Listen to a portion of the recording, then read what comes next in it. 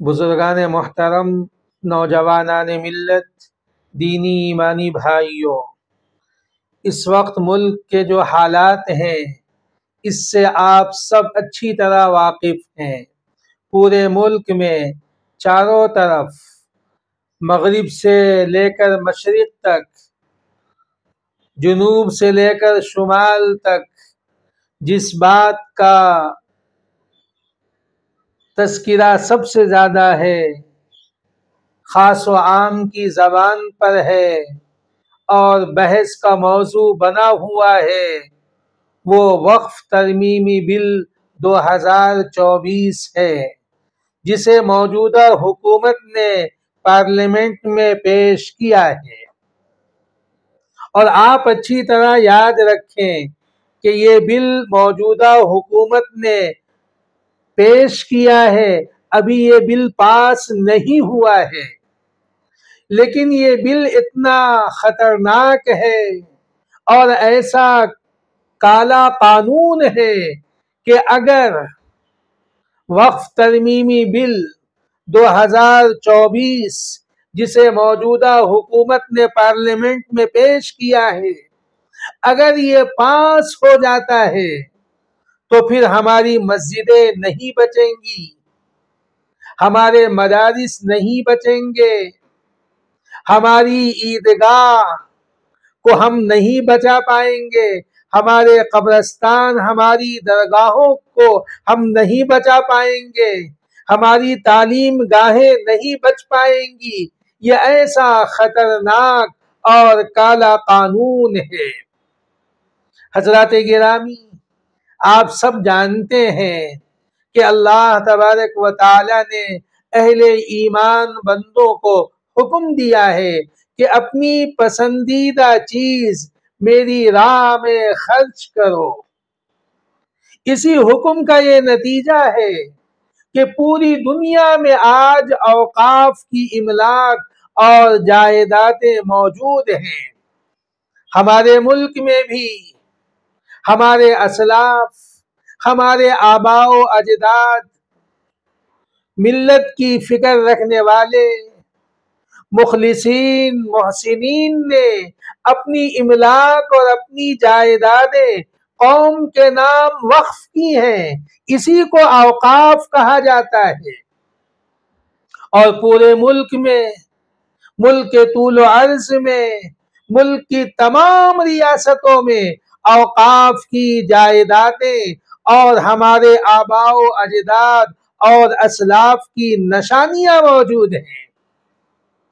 اب ہمارے آباء و اجداد نے، اسلاف نے جو املاک اور جائیدادیں قوم کے نام وقف کی ہیں، تو اس کا یہ مقصد ہے کہ یہ عامۃ المسلمین کی فلاح بہبودی کے لیے ہے، ضرورت مند اور غریب مسلمانوں کے لیے ہے کہ ان جائیداد سے جو آمد ہوگی وہ ان کے کام آ سکے۔ اور یہ اوقاف کوئی نئی چیز نہیں ہے، ملک میں صدیوں سے ہے اور ایک اس کی روشن تاریخ ہے۔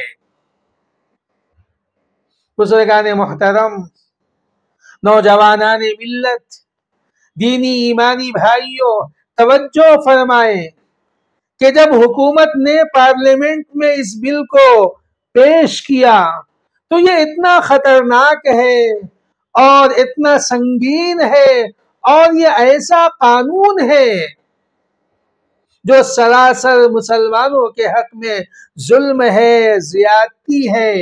ہم مسلمان اس کی مذمت کرتے ہیں، اس کی مخالفت کرتے ہیں۔ جب یہ قانون پیش کیا گیا پارلیمنٹ میں تو ملک میں all India Muslim personal law board, جو ملک میں مسلمانوں کا متحدہ اور متفقہ مشترکہ ایک ادارہ ہے، اس نے پورے ملک میں آواز اٹھائی، اور مسلم پرسنل لاء بورڈ کے ساتھ ساتھ ملک کی تمام اعلیٰ تنظیمیں اور اعلیٰ قیادت ہیں، اور پورے ملک میں جگہ جگہ اوقاف کے سلسلے میں اجلاس ہو رہے ہیں، کانفرنس ہو رہی ہے، सेमिनार हो रहे हैं और मुल्क के मुसलमानों को बताया जा रहा है कि औकाफ क्या है, जो हमारे आबाओ अजदाद ने, असलाफ ने कौम के नाम किया है, और औकाफ ही अल्लाह की मिल्कियत है। ये किसी हुकूमत की और किसी जमात की, किसी तंजीम की मिल्कियत नहीं है। औकाफ अल्लाह की मिल्कियत है और इसकी हिफाजत की जिम्मेदारी हम मुसलमानों पे है। तो हमारे मुल्क में जब औकाफ पर हुकूमत हाथ डालेगी और चाहेगी कि औकाफ को अपने कब्जे में कर ले, तो ये मुल्क का मुसलमान किसी सूरत में बर्दाश्त नहीं कर सकता। हम कानून के दायरे में रहते हुए पूरे मुल्क में एहतिजाज करेंगे कि हुकूमत मुसलमानों के औकाफ के सिलसिले में न मुदाखलत करे, न किसी किस्म की तरमीम की कोशिश करे। ये औकाफ हमारा मामला है। औकाफ एक शरई और मजहबी मसाला है। हमारे अकाबिरीन हैं, हमारे अमाइदीन हैं, हमारे कायदीन हैं, इंशाअल्लाह सब मिलकर इस मसले को हल करेंगे। All India Muslim personal law board अपना 29वां इजलास 23-24 नवंबर 2024 बरोज़ हफ्ता इतवार दारुल उलूम सबीलुर रशाद बेंगलोर में कर रहा है, जिसकी क़ियादत फ़ख्र मिल्लत अमीर शरीयत कर्नाटक हजरत अल्लामा मुफ्ती सगीर अहमद खान साहब रशादी दामद बरकातुहुम मुहतमिम दारुल उलूम सबीलुर रशाद बेंगलोर रुकन आमिला all India Muslim personal law board फरमा रहे हैं। और इस इजलास की सदारत फ़कीहुल असर हजरत मौलाना खालिद सैफुल्लाह रहमानी साहब दामद बरकातुहुम सदर all India Muslim personal law board सदारत फरमा रहे हैं। मुल्क के मौजूदा हालात में इस इजलास का इनेकाद बहुत अहम है और इसके ताल्लुक से फिर इजलास आम बरोज़ इतवार 24 नवंबर 2024 बाद नमाज असर कुद्दूस साहब ईदगाह मिल्लर्स रोड में मुनाकिद है। मेरी तमाम मुसलमानों से, तमाम भाइयों से, नौजवानों से, अजीजों से ये गुजारिश है कि आप अपनी मसरूफियात को आगे पीछे करके इस अहम इजलास आम में शरीक हों, जहां हमारे अकाबरीन उम्मत और कायदीन मिल्लत वक्फ तरमीमी बिल 2024 के जो नुकसानात हैं और इससे हमारे औकाफ को जो खतरा है, इन सारी बातों को हमारे सामने पेश करेंगे और इनका ईमान अफरोज फिक्र अंगेज खिताब होगा।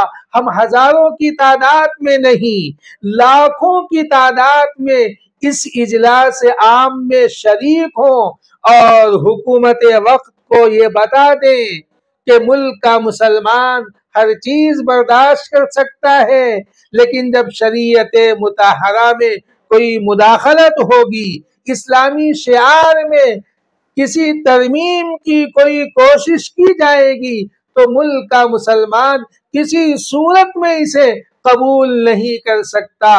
तकदीर के पाबंद नबातात व जमादात, तकदीर के पाबंद नबातात व जमादात, मोमिन फकत अहकाम इलाही का है पाबंद, नूरे खुदा है कुफ्र की हरकत पे खंदजन, फूकों से ये चिराग बुझाया न जाएगा।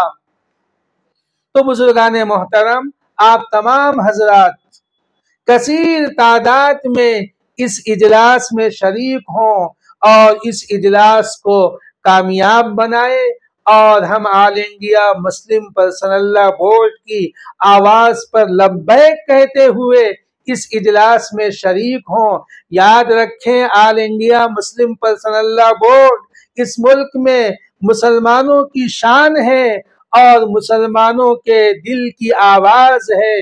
دعا کیجیے اللہ تبارک و تعالی آل انڈیا مسلم پرسنل لا بورڈ کے تمام اکابرین کو جزائے خیر عطا فرمائے، اور اس کے قائدین کو، ذمہ داروں کو جزائے خیر عطا فرمائے، جو ہمارے ملک میں تحفظ شریعت اور شریعت مطہرہ کی حفاظت کے لیے سرگرم عمل ہیں، اور ان کے شانہ بشانہ قدم بقدم پورے ملک کے مسلمان ہیں۔ اللہ تبارک و تعالی ان کی ان محنتوں کو، کوششوں کو کامیاب فرمائے۔ اللہ تبارک و تعالی ہمارے ملک میں اسلام اور مسلمانوں کی حفاظت فرمائے، اسلام اور مسلمانوں کو سربلندی، عظمتیں، رفعتیں عطا فرمائے۔ اللہ تبارک و تعالی ہمیں یہ توفیق عطا فرمائے کہ ہم اپنی شریعت مطہرہ پر، اسلامی تعلیمات اور احکامات پر عمل کرتے ہوئے اپنی زندگی گزاریں۔ اللہ تبارک و تعالی ہمیں دین پر، اسلام پر ثابت قدم رکھیں، اور جب ہم اس دنیا سے جائیں اللہ تبارک و تعالی ایمان پر ہم سب کا خاتمہ فرمائے۔ اللہ تبارک و تعالی ہم سب کو اپنے احکامات پر چلنے والا بنائے، رسول پاک صلی اللہ علیہ وسلم کی شریعت مطہرہ پر عمل کی توفیق عطا فرمائے۔ آمین یا رب العالمین۔ وصلی اللہ تعالی وسلم علی خیر خلق محمد وآلہ واصحابہ اجمعین، والحمد للہ رب العالمین۔